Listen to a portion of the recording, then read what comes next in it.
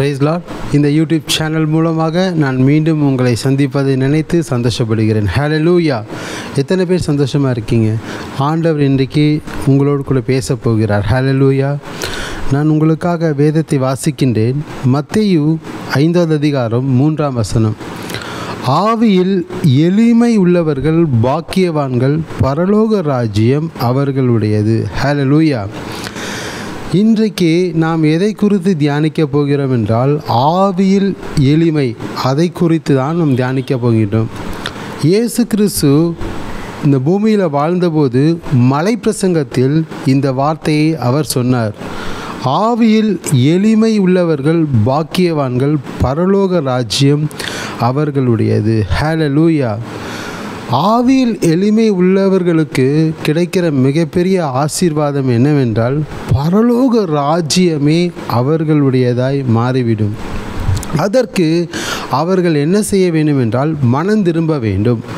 மனம் திரும்பி தேவனை ஏற்றுக்கொள்கிற பொழுது அவர்களுக்கு ஆண்டவர் என்ன செய்வாராம்?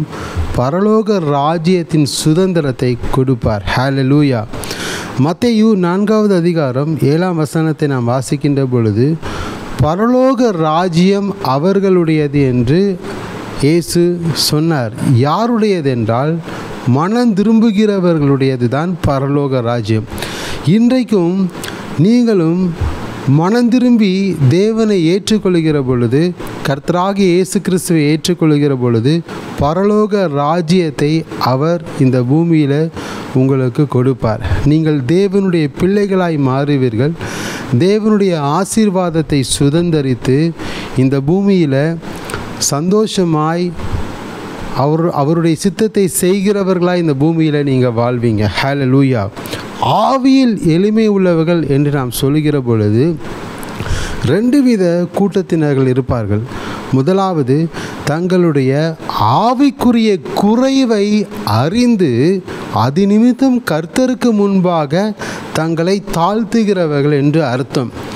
இன்னொரு பிரிவினர் தங்களுடைய ஆவிக்குரிய மேன்மையை அறிந்து அது நிமித்தம் கர்த்தருக்கு முன்பாக, மனிதர்களுக்கு முன்பாக தங்களை தாழ்த்துகிறவர்கள்.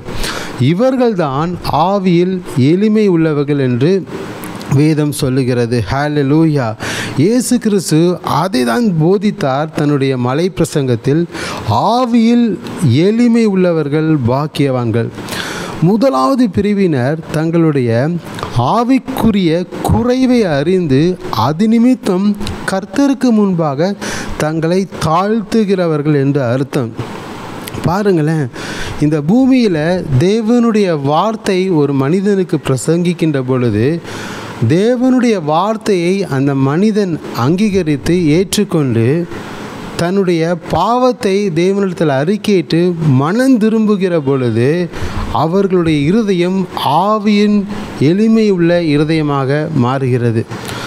அது வரைக்கும் கடினமாக இருந்த அவர்களுடைய இருதயம் தேவ வசனத்தை ஏற்றுக்கொண்ட பிறகு தங்களுடைய இருதயம் மென்மையான இருதயமாக மாறும். இதை செய்கின்றவர் பரிசுத்த ஆவியானவர். கல்லான இருதயத்தை அவர் சதையான இருதயமாக மாற்றுகிறார். யார் ஒருவர் இயேசு கிறிஸ்துவின் சுவிசேஷத்தை அவர்கள் கேட்டு அதை ஏற்றுக்கொண்டு அந்த சுவிசேஷத்தின்படி தங்கள் வாழ்க்கையை தேவனிடத்தில், இயேசு கிறிஸ்துவினிடத்தில் அர்ப்பணிக்கிறார்களோ அவர்கள்தான் ஆவியில் எளிமை உள்ளவர்கள். ஹல்லேலூயா.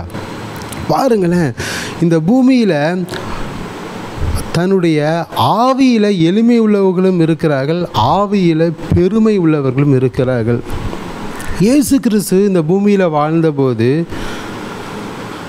2 மனிதர்கள் தேவனுடைய ஆலயத்தை தேடி போனார்களாம். லூக்கா 18வது அதிகாரம் 10ஆம் வசனத்திலிருந்து 14ஆம் வசனத்தை வரைக்கும் நீங்கள் வாசித்தால் அதை பார்க்கலாம்.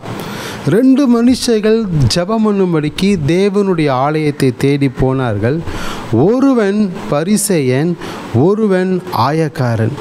பரிசேயன் தேவனுடைய ஆலயத்தில் போய் அவன் சொல்லுகிறான், ஆண்டவரை பார்த்து ஜெபம் பண்ணுகிறான், ஆண்டவரே, நான் பரிகாரர், அநியாயக்காரர், விபசாரக்காரர் ஆகிய மற்ற மனுஷர்களைப் போல நான் இல்லாததினால, ஆயக்காரனைப் போல நான் இல்லாததினால உம்மை ஸ்தோத்தரிக்கிறேன் என்று சொல்லி ஜெபம் பண்ணுகிறான்.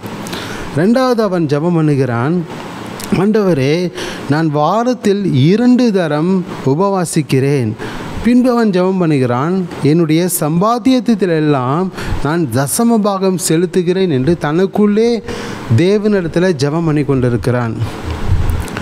இன்னொரு மனிதன், அவன் ஆயக்காரன், அவனும் தேவனுடைய ஆலயத்தில் வந்து தூரத்தில் நின்று தன் கண்களை வானத்துக்கு ஏறெடுக்க கூட துணியாமல் தன் மார்பில் அடித்து கொண்டு தேவனை பார்த்து சொல்லுகிறான், தேவனே, பாவியாகிய என் மேலே கிருபையாக இரும் என்று சொல்லுகிறான்.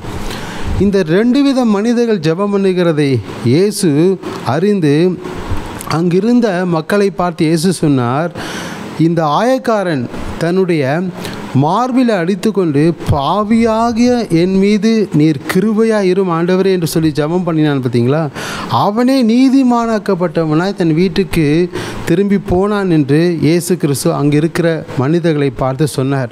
அவர் சொன்னார், அங்கே இருக்கிற அந்த ஜெப ஆலயத்தில் உள்ளவர்களை பார்த்து, தன்னை உயர்த்துகிறவன் எவனும் தாழ்த்தப்படுவான், தன்னை தாழ்த்துகிறவன் உயர்த்தப்படுவான்.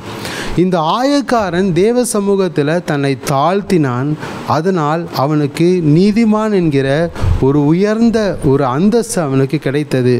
ஆனால் பரிசேயனோ தன்னை தேவ சமூகத்தில் தாழ்த்தாமல் தன்னுடைய சுய நீதியை தரித்து கொண்டு தேவ சமூகத்தில் தன்னை உயர்த்தினான். அது நிமித்தமாக அவன் நீதிமானாய் ஆக்கப்பட்டவனாய் இல்லை. ஆண்டவர் யாரை பார்த்து நீதிமானாய் ஆக்கப்பட்டான் என்று சொன்னார் என்றால், ஆயக்காரனை பார்த்து. ஹல்லேலூயா! ஏனென்றால் இந்த ஆயக்காரனுடைய இருதயம், அவனுடைய ஆவி ஒரு எளிமையுள்ள ஆவியாக இருந்தது. அவன் தேவ சமூகத்தில் ஜெபம் பண்ணுகிற பொழுது ஆண்டவராக இயேசு கிறிஸ்துவை முழு இருதயத்தோடு ஏற்றுக்கொண்டு அவன் தேவ சமூகத்தில் எப்படி ஜெபம் பண்ணுகிறான் என்றால், பாவியாக என் மீது நீர் கிருபையாக இரும். தன்னுடைய பாவங்களை அவன் உணர்ந்திருக்கிறான். நான் ஒரு பாவி, என்னுடைய மூதாதையர்கள், என் குடும்பத்தினர்கள் நானும் பாவம் செய்திருக்கிறோம். என் பாவங்களை நீக்கி போடுவதற்கு தேவன் கிருபை உள்ளவராய் இருக்கிறார் என்று சொல்லி தேவன் மேலே ஒரு நம்பிக்கையை வைத்து பாவியாகி என் மீது கிருபையாக இரும். சொல்லப்போனால் தன்னுடைய பாவங்களை அவன் ஒத்துக்கொள்கிறான் தேவ சமூகத்தில். ஆண்டவருக்கு முன்பாக தன் பாவங்களை அறிக்கையிட்டு, நான் ஒரு பாவி, இந்த பாவத்தில் இருந்து எனக்கு ஒரு விடுதலை தர வேண்டும் என்று அவன் தேவ சமூகத்தில் ஒத்துக்கொண்டு ஜெபம் பண்ணுகிறான். தேவனுடைய கிருபையை சார்ந்து கொண்டிருக்கிறான். அதனால தான் ஆண்டவராக இயேசு கிறிஸ்து அவனை பார்த்து சொன்னார், இவனே நீதிமானாக்கப்பட்டவனாய் தன் வீட்டுக்கு திரும்பி போனான் என்று. ஹல்லேலூயா! அப்போ யார் ஆவியில் எளிமை உள்ளவர்கள் என்று அர்த்தம் என்றால், யார் தேவனுடைய சமூகத்தில் தங்கள் பாவங்களை உண்மையாய் ஒற்றுக்கொண்டு தங்கள் பாவங்களை அறிக்கையிட்டு அந்த பாவ மன்னிப்பு நிச்சயத்தை பெற்றுக்கொள்வதற்கு தேவனுடைய கிருபைக்காக காத்து கொண்டிருக்கிறார்களோ அவர்கள்தான் ஆவியில் எளிமை உள்ளவர்கள் என்று அர்த்தம். ஹல்லேலூயா! இந்த ஆயக்காரன் ஆவியில் எளிமை உள்ளவனாக இருந்தான். ஆனால் இந்த பரிசேயன் என்ன செய்தான் பாருங்க, தேவ சமூகத்தில் தேவனுடைய ஆலயத்துக்கு வந்து அவன் என்ன செய்கிறான், ஆண்டவரை பார்த்து, நான் பரிகாரரோடும் விபசாரக்காரரோடும் மாயக்காரனோடும் இல்லாமல், அவர்களைப் போல இல்லாமல் நான் உத்தமனாக இருக்கிறேன், நான் சன்மார்க்கனாக இருக்கிறேன், நான் நீதிமானாக இருக்கிறேன்னு சொல்லி தன் சுய நீதியை தேவ சமூகத்தில் தெரிவிக்கிறவனாக இருந்தான். மற்ற மனிதர்களோடு தன்னை கம்பேர் பண்ணி அவர்களை காட்டிலும் நான் மேன்மை உள்ளவன் என்று அவன் சொல்லி ஜெபம் பண்ணி கொண்டிருந்தான். இப்படிப்பட்ட மனிதர்கள் ஆவியில் எளிமை உள்ளவர்கள் அல்ல. என்னைக்கு ஒரு மனிதன் தன்னை மற்றவர்களோடு கூட கம்பேர் பண்ணி தன்னை உயர்த்துகிறானோ அவன் ஆவியில் எளிமை உள்ளவன் அல்ல, அவன் ஆவியில் பெருமை உள்ளவன், மேட்டிமை உள்ளவன். அன்றைக்கு அந்த பரிசேயன் அப்படிப்பட்டவனாக தான் இருந்தான். அவனுடைய இருதயம் கல்லான இருதயமாக இருந்தது. அது மாத்திரம் இல்லாமல் அவன் சொல்கிறான், நான் வாரத்தில் 2 தரம் உபவாசிக்கிறேன். தன்னுடைய ஆவிக்குரிய மேன்மையை அந்த இடத்துல எடுத்து காண்பித்து தன்னை உயர்த்துகிறவனாக இருந்தான். நான் தேவனுக்காக தசம பாகம் செலுத்துகிறேன் என்று சொல்லி அவன் பெருமை உள்ள இருதயத்தோடு தேவ சமூகத்தில் மற்றவர்கள் காண அவன் ஜெபம் பண்ணுகிறவனாக இருந்தான். அப்படிப்பட்ட குணாதிசயம் உடையவனாக தான் இந்த பரிசேயன் இருந்தான். அவனுக்குள்ள ஆவியில் எளிமை இல்லை, அதனால தான் அவன் நீதிமானாக்கப்படவில்லை. அப்போது இந்த இடத்துல ஆண்டவர் என்ன சொல்லுகிறார் என்றால், ஆவியில் எளிமை உள்ளவர்களாக நம்ம இருக்கணும். எந்த ஒரு மனுஷன் தன் பாவங்களை ஒத்துக்கொண்டு உண்மையாய் அதை தேவ சமூகத்தில் அறிக்கையிட்டு மனம் திரும்புகிறானோ அவன்தான் ரட்சிக்கப்படுவான், அவன்தான் நீதிமானாக்கப்படுவான், அவனுக்கு தான் பரலோக ராஜ்யத்தை ஆண்டவர் கொடுப்பார். அவர்கள்தான் ஆவியில் எளிமை உள்ளவர்களாக இருக்கிறார்கள். ஹல்லேலூயா, ஹல்லேலூயா. இன்றைக்கு ஆண்டவர் உங்களை பார்த்து சொல்கிறார், உங்கள் வீட்டில் கூட சில பேர் தேவ சுவிசேஷத்தை அவர்கள் ஏற்றுக்கொள்ளாமல் கடின இருதயத்தோடு கூட இருப்பார்கள். அந்த ஆவியில் ஒரு கடின இருதயம், ஒரு மேட்டிமான இருதயத்தோடு கூட இருப்பார்கள். அதை குறித்து நீங்கள் கவலைப்பட வேணாம். தேவ சமூகத்தில் ஜெபம் பண்ணுங்க, ஆண்டவர் அவர்கள் இருதயத்தை மாற்றுவார்.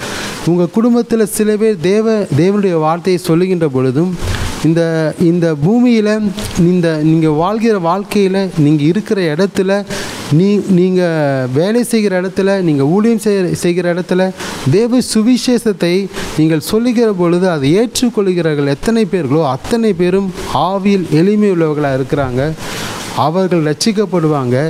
அவர்கள் தங்களுடைய பாவங்களை உணர்ந்து தேவ சமூகத்தில் தங்கள் பாவங்களை அறிக்கையிட்டு அவர்கள் மனம் திரும்பி பரலோக ராஜ்யத்தின் பிரஜைகளாய் மாறுவாங்க.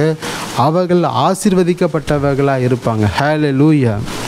இன்றைக்கி நம்மளுடைய இருதயத்தை நம்ம ஆராய்ந்து பார்க்கணும். சில பேர் ரட்சிக்கப்பட்ட பிறகும் தேவனுடைய வார்த்தையை அசட்டை பண்ணுகிறவர்களாக இருப்பாங்க. தேவ சமூகத்தில் தங்களை தாழ்த்துகிறவர்களாக இருக்க மாட்டாங்க. தங்களுடைய சுய மேன்மையை அவர்கள் காண்பிக்கிறவர்களாக இருப்பாங்க. தன்னிடத்தில் இருக்கிற புகழை கனத்தை காண்பிக்கிறவர்களாக இருப்பாங்க. தன்னுடைய அழகை காண்பிக்கிறவர்களாக இருப்பாங்க. தங்களுடைய மேன்மையை காண்பிக்கிறவர்களாக இருப்பாங்க. எப்பொழுதுமே மற்றவர்களோடு கம்பேர் பண்ணி தங்களை உயர்ந்தவர்களாக அவர்கள் காண்பிக்கிறவர்களாக இருப்பாங்க. அப்படிப்பட்ட இருதயத்தை உடையவர்கள் பரலோக ராஜ்யத்தை சுதந்தரிக்க முடியாது. பரலோக ராஜ்யத்தை சுதந்தரிக்கணும்னா ஒவ்வொரு நாளும் தேவ சமூகத்தில் தங்களை தாழ்த்துகிறவர்களாக இருக்கணும். மற்றவர்களோடு கூட நம்மை கம்பேர் பண்ணி நம்மை மேன்மை உள்ளவர்களாக காண்பிக்கக்கூடாது. எப்பொழுதும் நம்மை காட்டிலும் மற்றவர்களை மேன்மை உள்ளவர்களாக எண்ணிக்கொள்ளணும். நம்மளுக்கு அந்த மேன்மையை ஆண்டவர் கொடுத்திருந்தாலும் மற்றவர்கள் நம்மிடத்தில் இருக்கிற பொழுது அவர்களை எப்படி நினைக்க வேண்டும் என்றால், நம்மை காட்டிலும் அவர்களை மேன்மை உள்ளவர்களாக நினைக்கணும், அற்பமாய் நினைக்கக்கூடாது. அப்படிப்பட்ட அந்த குணாதிசயம் நமக்குள்ளே இருக்கிற பொழுது நாம் ஆவியில் எளிமை உள்ளவர்களாக இருப்போம். பரலோக ராஜ்யத்தின் ஆசீர்வாதத்தை நாம் சுதந்தரிக்கிறவர்களாக இருப்போம். ஹல்லேலூயா, ஹல்லேலூயா. உங்கள் குடும்பத்தில் ரட்சிக்கப்பட்டு 10 வருஷம் 20 வருஷம் 25 வருஷம் ஆயும் சில நேரத்தில் தேவ வார்த்தையை நீங்கள் சொல்லுகிற பொழுது அவர்கள் ஏற்றுக்கொள்ள மாட்டார்கள். ஏனென்றால் அவர்களுடைய இருதயம் கடினமுள்ள இருதயமாக இருக்கும். அந்த கல்லான இருதயத்தை சதையான இருதயமாய் மாற்றுகிறவர் பரிசுத்த ஆவியானவர். யோவான் ஸ்நானகன் வாழ்ந்த காலத்தில் அவர் தேவனுடைய வழி நடத்துதலின்படி தேவ தயவை பெற்றுக்கொண்டு தேவனிடத்தில் ஒரு அழைப்பை பெற்றுக்கொண்டு ஞானஸ்நானம் கொடுக்கிற ஊழியத்தை செய்து கொண்டிருந்தார். அவரை தேடி வந்த ஒவ்வொருவருக்கும் அவர் என்ன சொல்லுவார்னா, பரலோக ராஜ்யம் சமீபித்திருக்கிறது, மனம் திரும்புகள் என்று சொல்லுவார். தங்கள் பாவங்களை அறிக்கையிடுங்க, நீங்கள் யோர்தான் நதியில் ஞானஸ்நானம் பெற்றுக்கொள்ளுங்க என்று சொல்லுவார். எத்தனை பேர் அவருடைய வார்த்தைக்கு கீழ்ப்படிந்து யோர்தான் நதியிலே யோவானாலே ஞானஸ்நானம் பெற்றார்களோ அத்தனை பேரும் ஆவியில் எளிமை உள்ளவர்களாய் மாறினாங்க. பரலோக ராஜ்யத்துக்கு சொந்தக்காரர்களாய் மாறினாங்க. ஆனால் இந்த வேத பாரகர்கள் பரிசேயர்கள் தங்களுக்கு கேடுண்டாக தேவனுடைய ஆலோசனை அந்த ஞானஸ்தானத்தை எடுக்காமல், தங்களை தாழ்த்தாமல், மனம் திரும்பாமல், பாவங்களை அறிக்கையிட்டு மனம் திரும்பாமல் தங்களுக்கு தாங்களே கேடுடாக்கி கொண்டவர்களாக இருந்தாங்க. அவர்கள் ஆவியில் மேற்றுமை உள்ளவர்களாக, பெருமை உள்ளவர்களாக இருந்தாங்க. உங்கள் குடும்பத்திலையும் ரட்சிக்கப்பட்ட பிறகும் சில பேர் தேவனுடைய வார்த்தையை ஏற்றுக்கொள்ளாதவர்களாக, ஆவியில் மேற்றுமை உள்ளவர்களாக இருக்கலாம். அதை குறித்து நீங்கள் கவலைப்படாதீங்க. அவர்களுடைய இருதயத்தை கரைய பண்ணுகிற கர்த்தரிடத்தில் ஜெபம் பண்ணுங்க. அவங்களுக்குள்ள ஒரு மனம் திரும்புதலை உண்டாக்கும்படிக்கு தேவனிடத்தில் ஜெபம் பண்ணுங்க. ஆண்டவர் அவர்களுடைய இருதயத்தை மாற்றுவார். ஆனால் தேவ வார்த்தையை ஏற்றுக்கொண்டு தங்கள் பாவங்களை அறிக்கையிட்டு மனம் திரும்புகிறார்களே, அவர்கள் தேவனுடைய பரலோக ராஜ்யத்தின் ஆசீர்வாதங்களை அவர்கள் சுதந்திரித்துக் கொள்வார்கள். ஹல்லேலூயா. ரெண்டாவது கூட்டத்தார் இருக்கிறாங்க. அவர்கள் தங்களுடைய ஆவிக்குரிய மேன்மையை அறிந்து அது நிமித்தம் கர்த்தருக்கு முன்பாகவும் மற்றவர்களுக்கு முன்பாகவும் தங்களை தாழ்த்துகிறவர்களாக இருக்கிறாங்க. அதற்கு முதலாவது ஒரு அடையாளம் யார் என்றால் நமக்கு இயேசு கிறிஸ்து தான். இயேசு கிறிஸ்து இந்த பூமியில் வாழ்ந்தபோது அவர் தன்னை தாழ்த்தினார். தேவனுக்கு முன்பாக முடிவு பரியந்தும் அவர் கீழ்ப்படிந்தவராகி மரணத்தை ருசி பார்த்தார். மரணத்தின் முடிவு பரியந்தும் சிலுவையில் தன்னை ஒப்பு கொடுத்தார். பிதாவின் மடியில் செல்ல பிள்ளையாய் வீற்றிருந்தவர், தம்முடைய வார்த்தையினாலே வானத்தையும் பூமியும் உண்டாக்கினவர், அவர் தம்மை தாழ்த்தி அடிமையின் ரூபம் எடுத்து இந்த பூமிக்கு இறங்கி வந்து மனிதர்களுடைய பாவங்களை சுமந்து தீர்த்து தேவனுடைய சித்தத்தை நிறைவேற்றினார். ஆவியில் எளிமை அவருக்குள் இருந்ததினால் அவர் தம்மை தாழ்த்தினார். அந்த இயேசு கிறிஸ்துவிடம் இருந்த அந்த குணாதிசயம்தான் நம் ஒவ்வொருவருக்கும் வேண்டும். அவர் பாருங்களேன், மத்தேயு 3வது அதிகாரம் 13 - 15 வரைக்கும் வாசிங்க. தேவகுமாரன் இந்த பூமிக்கு இறங்கி வந்தார். ஞானஸ்தானம் எடுக்கும்படிக்கு தன்னையே ஒப்பு கொடுத்தார். யோவானை தேடி ஞானஸ்தானம் எடுக்க வந்தபோது யோவான் சொன்னார், வருகிறவர் நீர்தானே, நான் உம்மாலை ஞானஸ்தானம் எடுக்க நீர் என்னிடத்தில் ஞானஸ்தானம் எடுக்க வரலாமா? அதற்கு இயேசு என்ன சொன்னார்? இப்பொழுது நீ இடம் கொடு, இப்படி தேவ நீதியை நிறைவேற்றுவது நமக்கு ஏற்றதாக இருக்கிறது என்று சொல்லி தன்னுடைய தாழ்மையை அந்த இடத்துல காண்பித்து பிதாவானவர் யோவான் ஸ்நானனுக்கு கொடுத்த அந்த ஊழியத்தை கனம் பண்ணணும், பிதாவானவருடைய சித்தத்தை நிறைவேற்றணும், அவருடைய தீர்மானத்தை நிறைவேற்றணும் என்று சொல்லி அவர் வைத்திருக்கிற தேவ நீதியின்படி நடக்கணும் என்று சொல்லி தன்னை தாழ்த்துகிறார். இயேசு தான் ஆவியில் எளிமை உள்ளவராக இருக்கிறார். அவர் ஞானஸ்தானம் எடுக்க வேண்டிய அவசியம் இல்லை, ஆனால் அவரே ஞானஸ்தானம் எடுக்கிறார். ஏனென்றால் மற்றவர்களுக்கு ஒரு முன்மாதிரியை காண்பிப்பதற்காக, தம்முடைய அடிச்சுவடுகளை தொடர்ந்து வரும்படிக்கு ஆண்டவர் இயேசு கிறிஸ்து நமக்கு ஒரு முன்மாதிரியை வைத்து போயிருக்கிறார். அதற்கென்றே தேவ நீதியை நிறைவேற்ற தன்னை தாழ்த்தினார். அவரை போல் நமக்கும் ஒரு ஆவியில் அந்த எளிமை நமக்கு வேணும். அது மாத்திரமல்லாமல் யோவான் 13ஆம் அதிகாரம் 5ஆம் வசனத்தை வாசித்து பாருங்கள். அண்ட சராசரங்களை உருவாக்கினவர், வானம் அவரது சிங்காசனம், பூமி அவருடைய பாதப்படி, அவர் தம்முடைய சீஷர்களின் கால்களை கழுவி தன்னை தாழ்த்தி தன்னிடத்தில் உள்ள ஆவியின் எளிமையை காண்பிக்கிறார். ஹல்லேலூயா. அது மாத்திரமில்லாமல் யோவான் 14வது அதிகாரம் 12ஆம் வசனத்தை எடுத்து வாசித்து பாருங்கள். என்னை விசுவாசிக்கிறவன் நான் செய்த கிரியைகளையும் செய்வான், அதை காட்டிலும் பெரிதான கிரியைகளை செய்வான் என்று அவரே சொல்லியிருக்கிறார். இது எதை காண்பிக்கிறது? ஆவியின் எளிமையை காண்பிக்கிறது. நாமும் இயேசுவை போல ஆவியில் எளிமை உள்ளவர்களாக இந்த பூமியில் வாழணும். பரலோக ராஜ்யத்தை நாம் சுதந்தரித்து தேவ சித்தத்தை இந்த பூமியில் நாம் நிறைவேற்றணும். அப்படிப்பட்ட இருதயம் நமக்கு இருக்கிறதா? இன்றைக்கு நாமே நிதானித்து அறிந்து கொள்ள வேண்டும். அது மாத்திரமில்லாமல் நீங்கள் பார்த்தீங்கன்னா யோவான் 21வது அதிகாரம் 4ஆம் வசனத்திலிருந்து 21ஆம் வசனம் வரைக்கும் வாசித்து பாருங்கள்.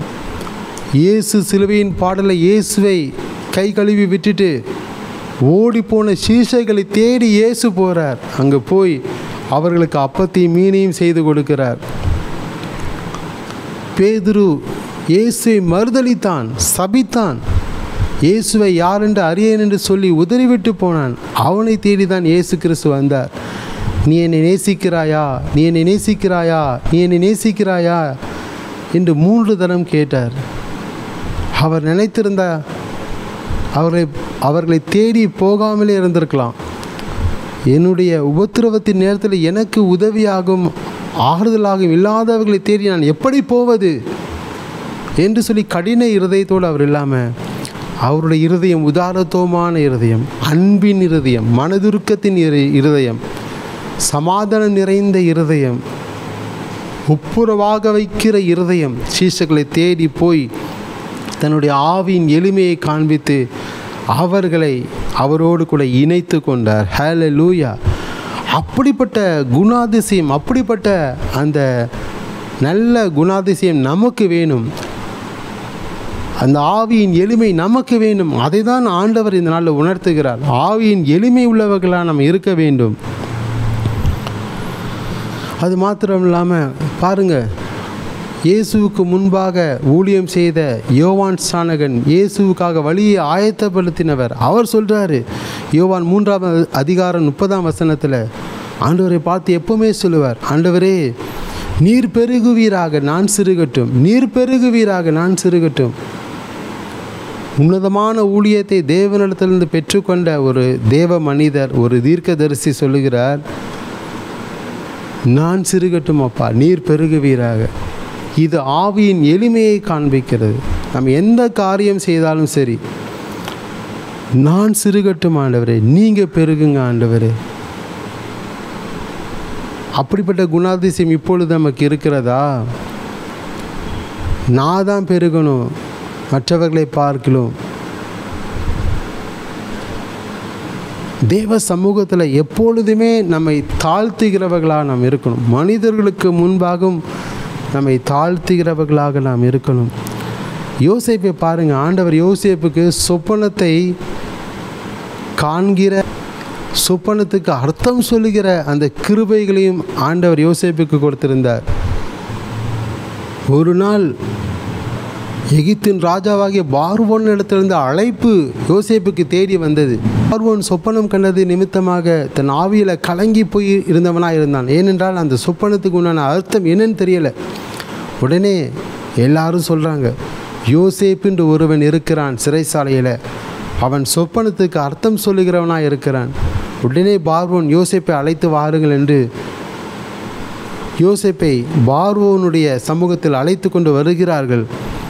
அப்பொழுது பார்வோன் யோசேப்பை பார்த்து சொன்னான், நீ சொப்பனத்துக்கு அர்த்தம் சொல்லுகிறவனாமே, என்னுடைய சொப்பனத்துக்கு அர்த்தம் சொல்லு என்று பார்வோன் யோசேப்பை பார்த்து சொன்னபோது யோசேப்பு என்ன சொன்னார் தெரியுமா? ஆதியாகமம் 41ஆவது அதிகாரம் 16ஆம் வசனத்தின்படி, இது என்னுடையதல்ல ஆண்டவரே. பார்வோனுக்கு ஆண்டவர் தான் மங்களமான உத்தரவு அருள் செய்வார். பார்வோனுக்கு ஆண்டவர் தான் அந்த சொப்பனத்துக்கு அர்த்தம் சொல்லுவார். நான் சொப்பனத்துக்கு அர்த்தம் சொல்ல முடியாது. எனக்குள் இருக்கிற தேவ ஆவியானவர் தான் உங்களுடைய சொப்பனத்துக்கு அர்த்தம் சொல்லுவார். தேவனே ராஜாவுக்கு மங்களமான உத்தரவு அருள்வார் என்று சொல்லி அந்த இடத்துல தன்னுடைய ஆவியின் எளிமையை யோசேப்பு காண்பித்தார். ஹல்லேலூயா!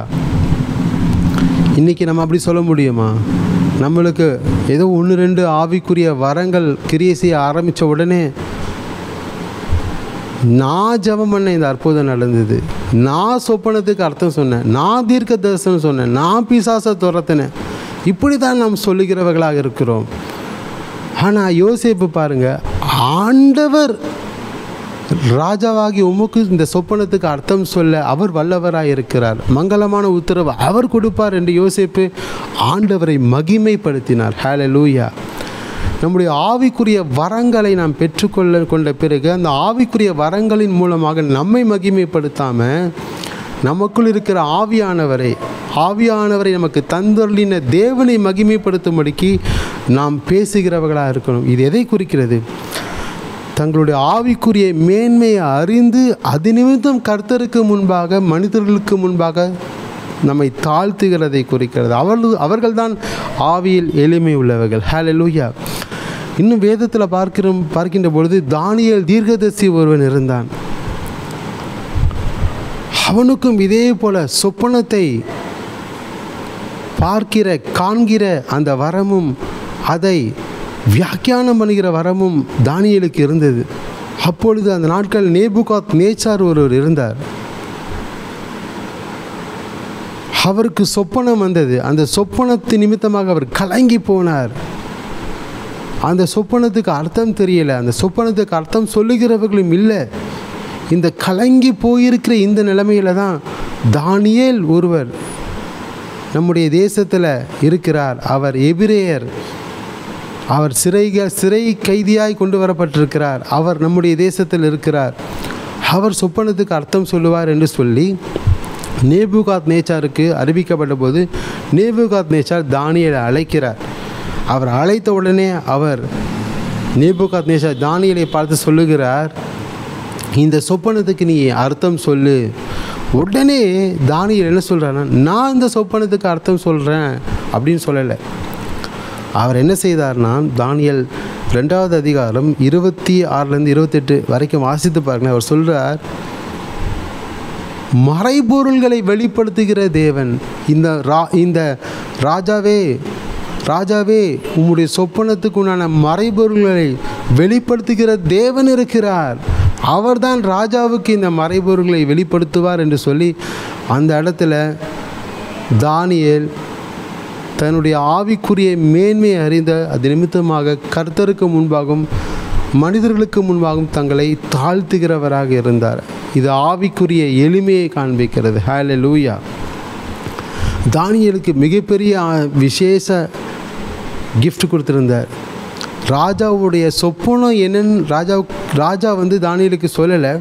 ஆனால் ராஜா கண்ட சொப்பனத்தையும் அவர் சொன்னார். அந்த சொப்பனத்துக்கு உண்டான அர்த்தத்தையும் சொன்னார். இப்படிப்பட்ட மகா மேன்மையை ஆண்டவர் தானியேலுக்கு கொடுத்திருந்தார். ஹல்லேலூயா. அதுபோல தான் நாமும் என்ன செய்ய வேண்டும் என்றால், நமக்கு ஆண்டவர் ஆவிக்குரிய வரங்களை, ஆவிக்குரிய மேன்மைகளை, தாளந்துகளை கொடுத்திருக்கிற பொழுது இதை கர்த்தர் எனக்கு கொடுத்தார். இந்த வரங்களின் மூலமாக கிரியைகள் நடக்கிறது. அந்த எல்லா மகிமையும் கனமும் கர்த்தருக்குரியது. இந்த ஜெபத்திற்கு உண்டான பதில் என்னால் உண்டானதல்ல. எனக்குள் இருக்கிற ஆவியானவர் ஜெபம் பண்ணினார். அவருடைய நாமம் மகிமைப்படுவதற்காக இந்த அற்புதம் நடந்தது. இந்த தீர்க்க தரிசனம் நிறைவேறினது. இந்த திட்டங்கள் நிறைவேறினது. இந்த சொப்பனத்துக்கு அர்த்தம் சொல்ல முடிந்தது என்று நாமும் அப்படி ஆவியில் எளிமை உள்ளவர்களாக இருக்கணும். அதை தான் ஆண்டவர் விரும்புகிறார். ஹல்லேலூயா. இன்றைக்கு நம்மை நாமே நிதானித்து ஆராய்ந்து பார்த்து நம்மை தேவ சமூகத்தில் அர்ப்பணிப்போம். நாம் எப்பொழுதும் ஆவியில் எளிமை உள்ளவர்களாக நாம் இருக்கணும். நம்மளுடைய தப்பிதங்களை நாம் உண்மையாய் ஒற்றுக்கொள்ளுகிறவர்களாக இருக்கணும். தேவனிடத்தில் அறிக்கையிட்டு மனம் திரும்புகிறவர்களாக இருக்கணும். சுய நீதியை தரித்து கொண்டிருக்கிறவர்களாக இருக்கக்கூடாது. அது ஒரு அழுக்கான கந்தையை போல இருக்கிறது தேவ சமூகத்தில். நம்ம தேவ நீதியினால் நிறையப்பட்டவர்களாக இருக்கணும். ஆயக்காரனை போல தேவ சமூகத்தில் போய் நம்மை தாழ்த்துகிறவர்களாக இருக்கணும். பரிசேயனை போல ஆண்டவர்கிட்ட, ஆண்டவரே நான் இந்த நற்கிரியைகளை செய்தேன், அந்த நற்கிரியைகளை செய்தேன், நான் எந்த துன்மார்க்கனோடு கலவாமல் இருந்தேன், நான் உண்மையுள்ளவனாக இருந்தேன், நீதிமானாக இருந்தேன், சன்மார்க்கனாக இருந்தேன் என்று நம்முடைய நீதிகளை தேவ சமூகத்தில் சொல்லி மற்றவர்களுக்கு முன்பாக நம்மை நாம் மேன்மைப்படுத்துகிறவர்களாக இருக்கக்கூடாது. அது ஆவியில் எளிமை உள்ளவர்கள் அல்ல, அது ஆவியில் மேற்றுமை உள்ளவர்கள் என்பதுக்கு அர்த்தம். ஆவியில் எளிமை உள்ளவர்கள் தேவ சமூகத்தில் நம்மை தாழ்த்துகிறவர்களாக இருப்பாங்க, தம்மை தாமே தாழ்த்துகிறவர்களாக இருப்பாங்க இயேசுவை போல. அப்படி நாம் செய்கிற பொழுது பரலோக ராஜ்யத்தின் ஆசீர்வாதத்தை ஆண்டவர் நமக்கு கொடுப்பார். பரலோக ராஜ்யத்தின் மேன்மையான அற்புதங்களை வாழ்க்கையில் செய்து நம்மை ஆசீர்வதித்து மேன்மைப்படுத்தி உயர்த்தி கொண்டே இருப்பார். ஹல்லேலூயா. அப்படிப்பட்ட ஆசீர்வாதத்தை தான் ஆண்டவர் உங்களுக்கு கொடுப்பார். வானத்தின் பனியை கொடுப்பார், பூமியின் குளுமையும் கொடுப்பார், மிகுந்த தானியத்தை கொடுப்பார், திராட்சரசத்தை கொடுப்பார், எண்ணெயை கொடுப்பார். உன் பாதையில் எண்ணெய் வழிந்தோடும்படிக்கு ஆண்டவர் செய்வார். உன் பாதை எண்ணெயாய் பொழியும்படிக்கு ஆண்டவர் செய்வார். வானத்தின் மதகுகளை ஆண்டவர் திறப்பார். இடம் கொள்ளாமற் போக மட்டும் ஆசீர்வாதத்தை அவர் பொழிந்தருள செய்வார். ஏற்ற காலத்தில் மழையை பெய்ய பண்ணுவார். ஆசீர்வாதமான மழையை பெய்ய செய்வார். கர்த்தர் தமது நல்ல பொக்கிஷசாலையாகிய வானத்தை திறப்பார்.